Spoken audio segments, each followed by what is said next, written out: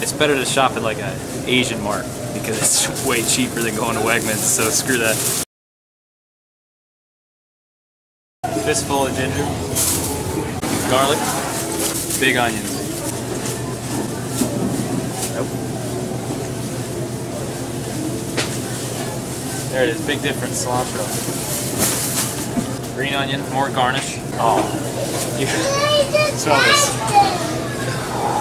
So good. Oh, it's gonna be great. Great. Mint is fantastic. And if they had Thai basil, I'd get that. Some decent jalapenos.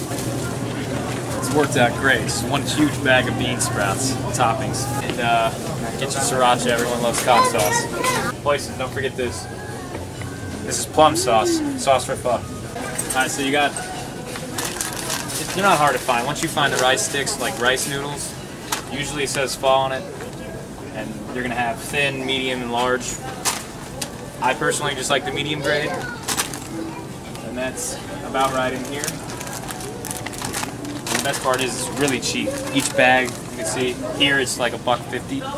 It's cheaper than where I even go, so we're probably gonna need about probably 4 bags of these for about 15 people, maybe 5 for 20. And then key ingredient, rock sugar. Usually says rock candy on it or yellow rock sugar. It's pretty much the same stuff that you had when you were a little kid, you know. It's very good tasting sugar. And typically it's always found at the bottom aisle, so. Oxtails. This was not in my original recipe, but it was an optional thing. If you find it, get it. It makes it a lot earthier, a lot more meaty. So yeah, typically I go to the butcher, but we're at the Asian Mart. They just wrap them up. It's much easier. Find something with good marrow in there. This works for me. All bones are obviously different, but this works. So I'm going to add some chuck to it, flank.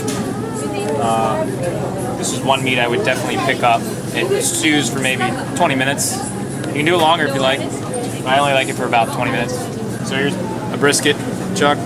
So I get this because it's got a lot more fat to it. That flank I just picked up is kind of like eye round. It's very, very lean meat. So just like this, we've got back at the house right now, and it's already sliced up and everything. It's just a topping we're gonna add, but we're gonna actually cook these in the stew. So never done this before, but I'm using a turkey fryer to cook pho. And the reason being is because this is a 30-quart pot. I'm used to doing it with an 8. That's the kitchen I had. That's the stuff I had. So right now we've got the water in there for the parboil, and the bones are right here. We're going to use about 75% of those bones. We're going to do a mixture of regular beef bones with marrow, and then a lot of oxtail. We're going to substitute some in there. And we're going to get the parboil going. Once this boils up, we're about 5 minutes away from that right now. And that's the update. So I got the bones in here. This is nice for the turkey fry. You can just lower it in. And like I said before, it's oxtail and it's beef marrow bones. And I get the question all the time, you know, what, do you have to use beef? Do you use other things? All the time. If you're at the grocery store, just, if you see something that looks interesting, like lamb legs or something, just buy them. I've used pork before, pork bones, pork necks, and it's just a different type of soup. If you were to get like a chicken, a whole chicken and do this, that's chicken pho, and you could use the whole carcass, and it's pretty interesting the flavor that you'll get from different bones. So try it out. It's awesome. All right, so we're doing the parboil outside. That's going to go for 10 minutes. We've just got to prep garlic, some onion, and ginger, and it's incredibly easy. You just need to half it. That's all you need to do, and you cover that in, well, olive oil. Typically, we're going to use some peanut oil today. Really, any oil, it's fine. Cover it, salt and pepper it if you like. I don't usually do that. And we're just going to shove it onto the broiler. So I'll show you that in 1 second.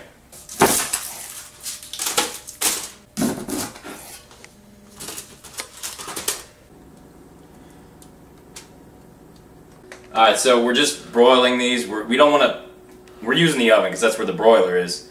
all the broiler does is it just burns the top. There's only a flame from the top that hits whatever is underneath it. If you had it like a regular oven, you just turn the oven on, it would be heat from all angles, which is not what we want. We want to char this like it's like a grill. So if you want to cook like fish or something and just char the top, throw it under the broiler. That's how it works.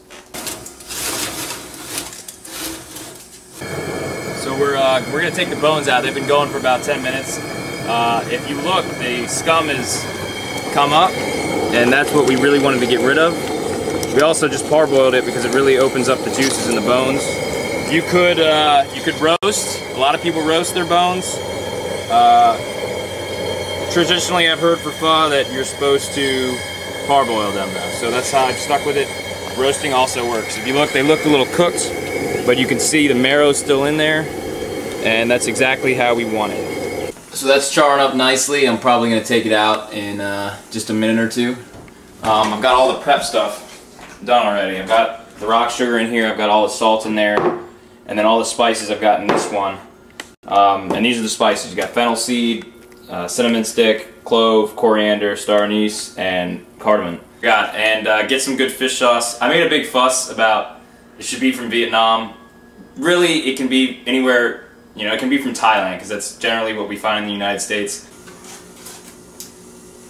Holy shit. Smell that.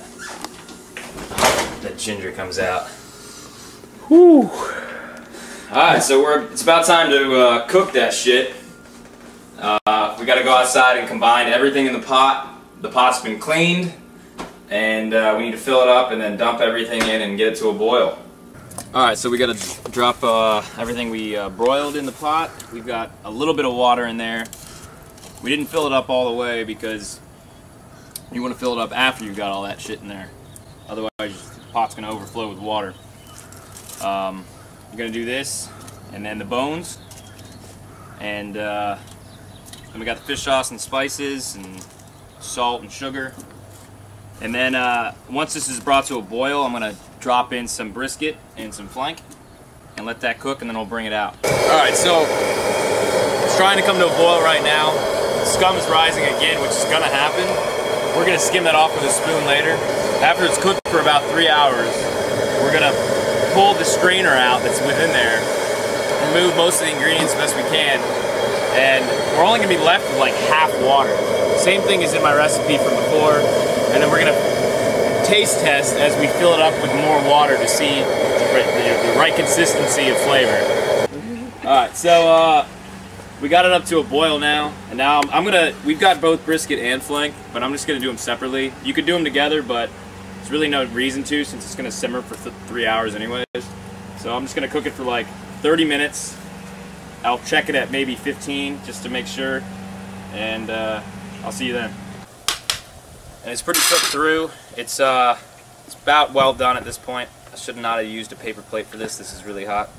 But I'm going to pop this in the freezer. You pop it in the freezer for, I'm going to let it cool down first, then pop it in the freezer for about 30 minutes so that it'll get really kind of hard and I can slice it really thin with a blade. Alright, so I just put the brisket inside. It's cooling off. We cooked that for like 20 minutes. Probably could have done longer since it's well done. This is flank, and I'm really only going to do it for maybe 10. It's a much leaner meat. Alright, so I just took the brisket out. I put the flank, we took that out, I put it in the freezer here. That's going to go in there for like 30 minutes. This has been in there for 30, so you can slice it pretty thin. I don't have a meat slicer, I got to do it with the knife. And just kind of do it as best against the grain as you can, and as thin as you possibly can, and it'll taste fantastic, especially once it's back in the broth. Alright, so we're about 45 minutes away from bringing, the pho will be done cooking, and we're going to bring it inside. I prepped everything out. Alright, so it's done simmering. I gotta take all this shit out. And we have newcomers. We're gonna put this on that thing there, take it inside. It's probably not the right consistency, so I'm gonna have to add water to it to get the flavor up. Alright, so we had to fill the pot up with water, even out the flavor a little bit. We brought that to a boil, and now we're going to bring it inside and we're going to strain it out in a cheesecloth and in a strainer and remove all the gunk. Alright, so we just strained the pho out. We got it into this pot here. I've got the burners on high just to keep it kind of warm before we serve it. We've got a noodle pot here. Because we only have a small pot, I'm going to cook one bag of noodles at a time. Probably serve 4 or 5 people depending on how hungry they are at a time. So that's that. We're going to serve it up in a second.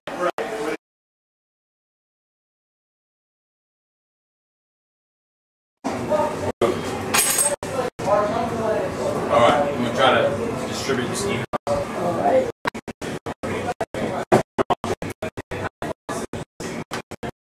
Perfect. Okay. What you're going to do, you take it down the line. You got flank, brisket, eye round. Put that in there. Is this cooked? It's not cooked. It'll be cooked when we throw the broth on. It cooks in an instant. What is eye? Okay, I'm down. Trust me. Alright. And you can add whatever toppings you like.